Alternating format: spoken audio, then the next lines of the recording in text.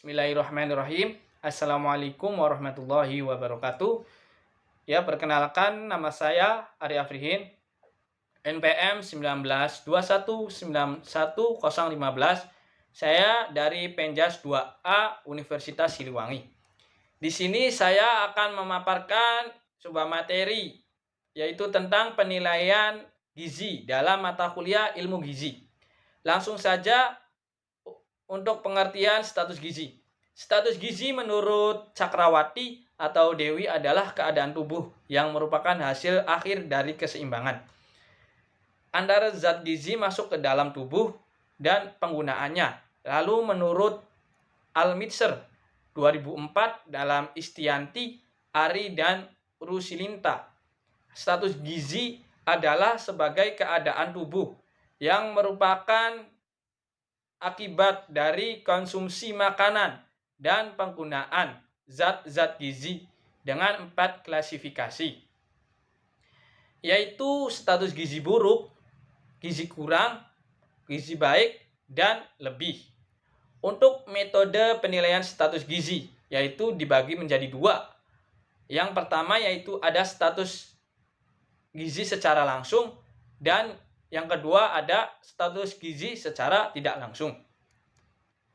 Tetapi di sini saya akan menjelaskan penilaian status gizi secara langsung.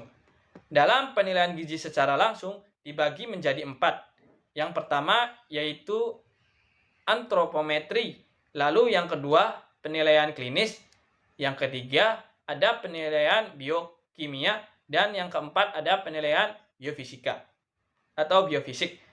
Langsung saja ke penjelasan. Yang pertama yaitu antropometri. Pengukuran antropometri adalah pengukuran terhadap dimensi tubuh ataupun komposisi tubuh. Pengukuran antropometri ini bertujuan untuk mengetahui status gizi berdasarkan ukuran menurut ukuran lainnya. Kemudian cara menghitung status gizi dengan antropometri dilakukan melalui pengukuran dimensi dan komposisi tubuh seseorang sesuai dengan umumnya. Kemudian metode antropometri dikenal sebagai indikator sederhana untuk penilaian status gizi. Biasanya dipakai untuk mengukur status gizi yang berhubungan dengan asupan, energi, dan protein. Dengan antropometri kita bisa mengukur seperti berat badan dan tinggi badan,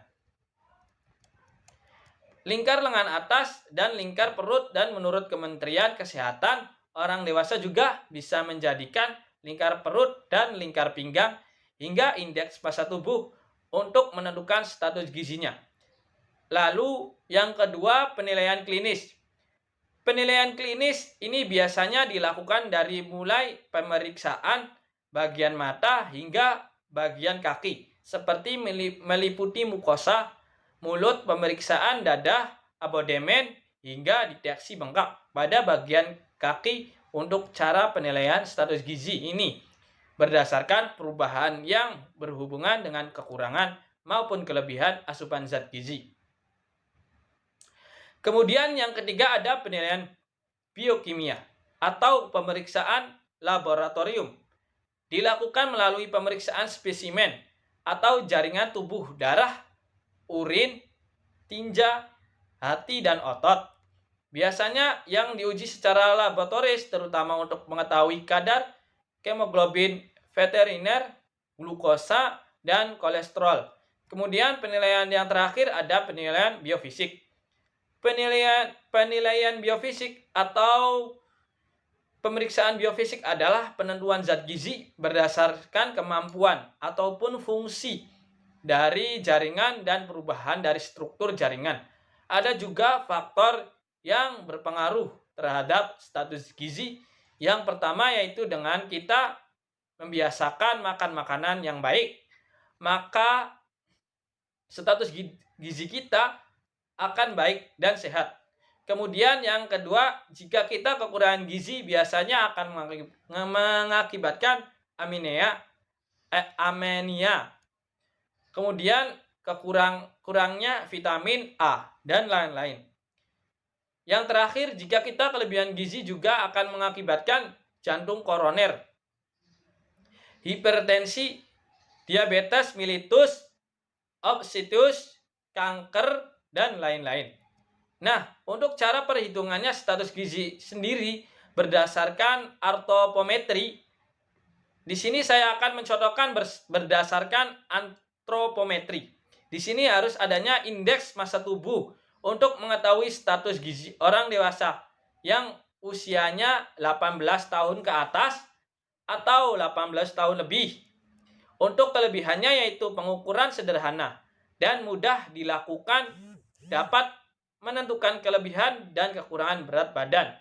Kemudian ada juga kekurangannya. Untuk kekurangannya itu hanya dapat digunakan untuk menentukan status orang dewasa pada usia 18 tahun ke atas dan tidak diterapkan atau tidak dianjurkan untuk penilaian gizi pada bayi, remaja, ibu hamil, dan olahragawan, dan tidak dapat digunakan untuk menentukan status gizi bagi orang yang menderita sakit edema, asites, dan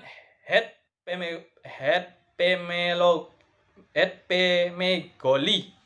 Salah satu cara untuk menentukan status gizi itu membandingkan berat badan dan tinggi badan. Untuk rumusnya sendiri yaitu IMT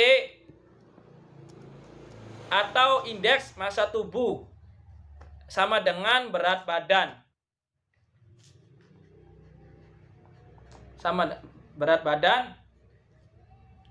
atau kilogram dibagi tinggi badan kuadrat.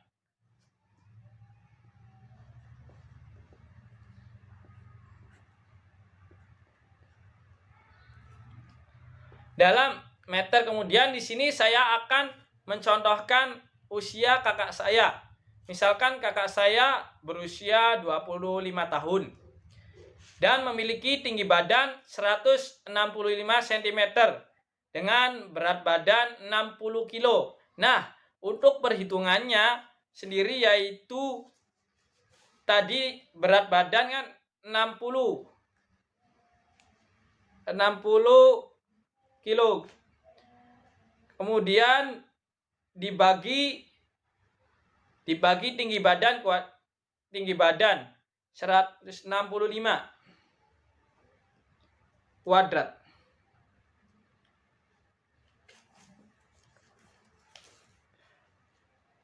Nah, berat badan dan juga tinggi badan ini dijumlahkan atau dibagi yaitu 60 berat badan dibagi 165 kuadrat tinggi badan. Hasilnya 20,03. Nah, berat badan dibagi tinggi badan kuadrat ini hasil dari pembagiannya yaitu 20,03.